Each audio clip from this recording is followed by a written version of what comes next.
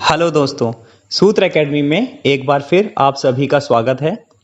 आज के वीडियो में हम करने जा रहे हैं tense part 2 simple present tense English grammar. इससे पहले जो वीडियो बना है वो उसका जो टॉपिक था वो था tense part 1 simple past tense. तो आइए हम शुरू करते हैं प्रेजेंट टेंस।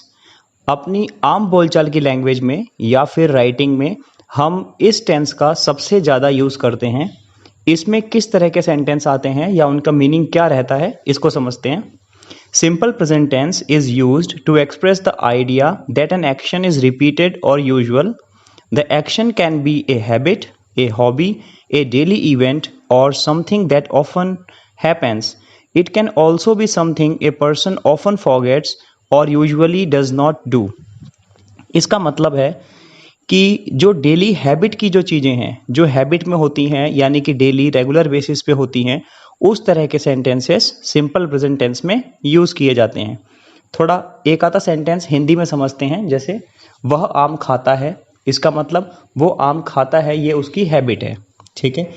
या कोई हॉबी हो गई, जैसे मुझे क्रिकेट खेलना पसंद है, ये एक तरह की हॉबी है। मुझे रीडिंग पसंद है। तो इस तरह की जो चीज़ें हैं ये सारी आपकी सिंपल प्रेजेंट टेंस में आती है। अब सिंपल प्रेजेंट टेंस को सही तरीके से प्रॉपरली समझने के लिए हमारे को अलग अलग तरह के सेंटेंसेस पे काम करना पड़ेगा इसी टेंस के साथ। अब अलग अलग प्रकार के सेंटेंसेस क्या होते हैं? सेंटेंसेस की अगर बात करें तो वो पॉजिटिव हो सकते हैं, नेगेटिव, इंट्रोगेटिव और इंट्रोगेटिव नेगेटिव। तो हम चारों तरह के जो सेंटेंसेस हैं उसमें सिंपल प्रेजेंट टेंस का क्या फॉर्मूला बनता है और उसके क्या एग्जांपल्स हैं, इसे अच्छे से समझते हैं। पहला, पॉजिटिव।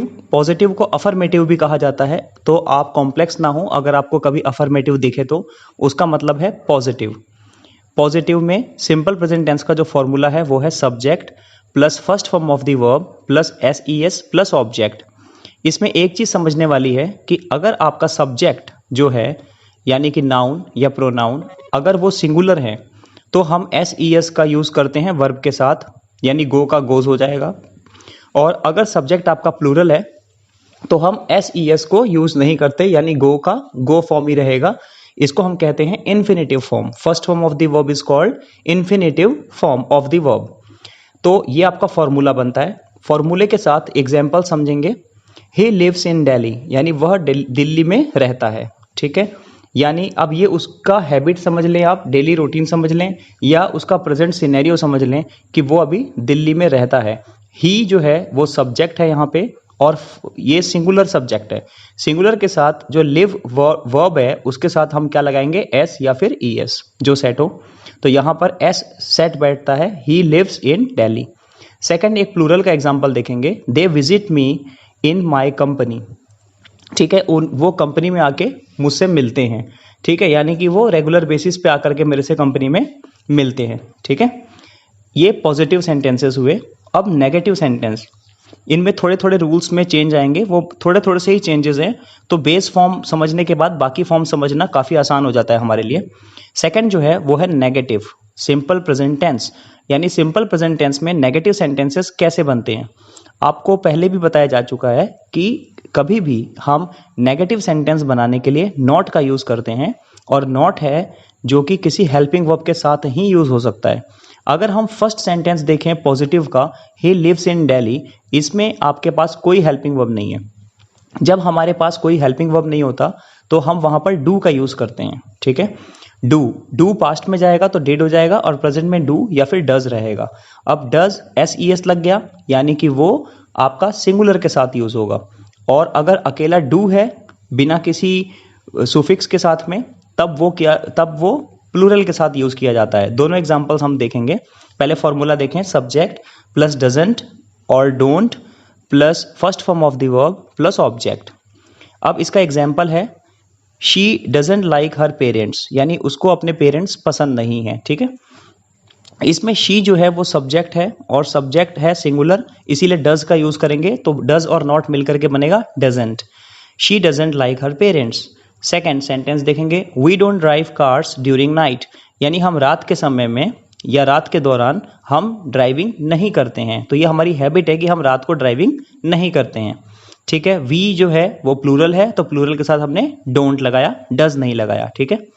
अब नेक्स्ट जो सेंटेंस है वो है interrogative simple present tense. Interrogative कभी भी आए तो आपको इतनी बात समझ में आ जानी चाहिए कि हेल्पिंग वर्ब, जो फर्स्ट हेल्पिंग वर्ब है सेंटेंस का, उसे उठा के आप पहले ले आएंगे। फर्स्ट हेल्पिंग वर्ब कहने का मतलब ये है, कई सेंटेंसेस ऐसे भी होते हैं जिसमें एक से अधिक यानी एक से ज्यादा हेल्पिंग वर्ब हो सकते हैं।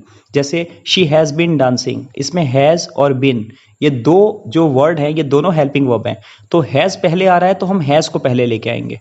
अब हम अपने इस तरह के एग्जाम्पल पे बात करते हैं जो इंट्रोगेटिव सिंपल प्रेजेंट टेंस से रिलेटेड है, और उससे पहले फॉर्मूला देखेंगे डू डज। देखो मैंने सब्जेक्ट से पहले ले आया हूं और बाकी सारी चीजें वैसी की वैसे ही हैं जैसे नेगेटिव या फिर आपका सिंपल प्रेजेंट टेंस के पॉजिटिव में ली गई थी। तो इसका पहला एग्जांपल देखें, do you like to play cricket, क्या आपको क्रिकेट खेलना पसंद है। अब डू पहले आ गया, बाकी सब चीजें सेम है। डू डज या डिड सेंटेंस में अगर यूज होते हैं तो उसके बाद आने वाला वर्ब इन्फिनेटिव हो जाता है। इन्फिनेटिव यानी फर्स्ट फॉर्म हो जाता है।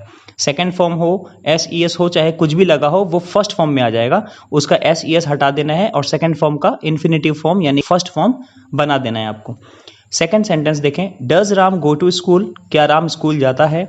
अब आप देखें यू जो है उसको प्लूरल में काउंट किया जाता है तो उसके साथ डू लगा है। राम जो है वो सिंगुलर है, उसके साथ डज लगा है। और इंट्रोगेटिव होने के नाते डज को या फिर डू को हम सब्जेक्ट से पहले लेके आ गए हैं। बाकी सब चीजें सेम है और लास्ट में क्वेश्चन मार्क लगाना जरूरी है। नेक्स्ट जो लास्ट टाइप का सेंटेंस आएगा वो आएगा interrogative negative simple present tense, यानी कि सिंपल प्रेजेंट टेंस का इंट्रोगेटिव और नेगेटिव इकट्ठे अगर बने तो क्या होगा। इंट्रोगेटिव मीन्स, आप इंट्रोगेटिव का मीन्स में ही आप इसको काउंट करें कि हेल्पिंग वर्ब को पहले ले आना है, तो डज या डू पहले आ गए। फिर नेगेटिव, नेगेटिव के लिए भी आपको एक चीज बताई गई है कि हमेशा हेल्पिंग वर्ब के साथ अटैच हो जाते हैं वो, यानी कि डू का हो जाएगा डोंट और डज नॉट का हो जाएगा डजेंट। ठीक है। अब इसका फॉर्मूला देखेंगे, डोंट या फिर doesn't plus subject plus first form of the verb plus object आता है, इसमें ऑब्जेक्ट मिस हो गया है। कई सारे सेंटेंसेस जो ऑब्जेक्ट के बिना भी बन सकते हैं, और लास्ट में क्वेश्चन मार्क। अब इसमें आप एग्जांपल्स को देखेंगे, don't they come office regularly, they जो है वो प्लूरल है, प्लूरल के साथ हम डोंट लगाएंगे, ये हमेशा आपको ध्यान रखना है। डोंट लगाएंगे और क्योंकि इंट्रोगेटिव नेगेटिव है तो इंट्रोगेटिव होने की वजह से डोंट सब्जेक्ट से पहले आ गया और लास्ट में आपने क्या किया है, क्वेश्चन मार्क लगाया है। ये 2-3 रूल आपको फॉलो करने हैं, तब आपको कभी भी दिक्कत नहीं आएगी। डोंट को पहले ले आए सब्जेक्ट से और उसके बाद वर्ब की फर्स्ट फॉर्म लगाई है हमने कम, और इन्फिनेटिव फॉर्म है ये, और लास्ट में क्वेश्चन मार्क है। ठीक है। Don't they come office regularly, क्या वो ऑफिस रेगुलर नहीं आते। ठीक है। सेकंड सेंटेंस है, doesn't he look perfect for the quiz competition, क्या वो क्विज कंपटीशन के लिए ठीक नहीं है। ठीक है। अब ही जो है वो सिंगुलर है, उसके ऊपर वाले सेंटेंस में दे जो था वो प्लूरल था, दे के साथ डोंट यानी प्लूरल के साथ डोंट और सिंगुलर के साथ डजंट यूज किया गया है। ठीक है। उम्मीद करता हूं कि ये आपको काफी हद तक क्लियर हुआ होगा कि सिंपल प्रेजेंट टेंस में किस तरह के सेंटेंसेस आते हैं। अब बात करते हैं इसके प्रैक्टिस की। सिंपल प्रेजेंट टेंस या फिर किसी भी तरह के टेंस या फिर ग्रामर के रूल्स को समझने के लिए बहुत ज़्यादा ज़रूरी है कि आप फॉर्मूला और बाकी चीज़ों पे कम ध्यान दें और उससे रिलेटेड आप सेंटेंस पे ज़्यादा ध्यान दें, यानी कि आप अलग अलग तरह के सेंटेंसेस खुद बनाएं। और अगर आप चाहते हैं कि आपके बनाए हुए सेंटेंसेस हमारे द्वारा यानी कि सूत्र एकेडमी के द्वारा चेक हों, तो आप उनकी कॉपी लेकर के कमेंट बॉक्स में डाल सकते हैं 3-4 तरह के sentences. We will check that and give you the feedback. ठीक है। तो इससे क्या होगा, एक हमारे बीच में रिलेशनशिप बिल्ड होगा कि आप वहाँ से कुछ क्वेश्चन करते हैं, हम आपको उसके जवाब देते हैं। साथ ही में ये भी होगा कि आपके कंसेप्ट क्लियर भी होते जाएंगे और हमारी जो टीम है सूत्र एकेडमी की, जिसमें आप लोग भी हैं, ये टीम भी धीरे धीरे थोड़ा इंक्रीज होगी और ज़्यादा से ज़्यादा लोग पढ़ पाएंगे।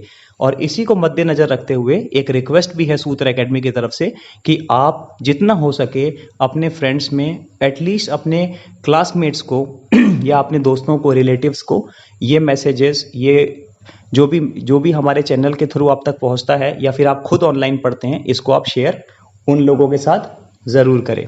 और इसी के साथ आज का वीडियो हम समाप्त करते हैं। आप सभी का बहुत बहुत धन्यवाद।